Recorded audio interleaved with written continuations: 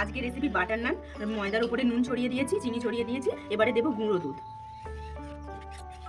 এবারে দেবো পরিমাণ মতো ইস্ট।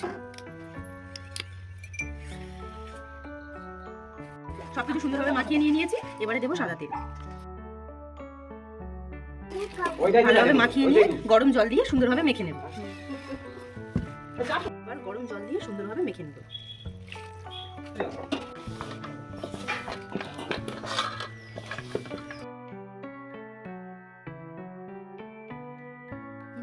এক ঘন্টা রাখা হয়েছিল আটাটা। 1 ঘন্টা পরে এরকম সুন্দর করে লেচি করে কেটে নেব। ময়দাগুলো ছোট ছোট ভাবে কেটে নিয়ে গোল করা হয়ে গেছে। এবার কিছুক্ষণের জন্য চাপা দিয়ে রেখে দেবো। কেটে রেখেছিলাম, এবার কিছুক্ষণ পরে ঢাকাটা সরিয়ে দিচ্ছি। দেখো কেমন হয়েছে আটাটা। কড়াতে তেল দিয়ে দেওয়া হয়েছে। কড়ার তেলটা গরম হলে এবার এক এক করে নানপুরিগুলো ভেজে তুলে নেব। ময়দাগুলোকে এবারে সুন্দরভাবে গোল গোল করে বেলে নেব। বেলা হয়ে গেছে ময়দাটা, এবারে সুন্দরভাবে তেলে এক এক করে ভেজে তুলে নেব।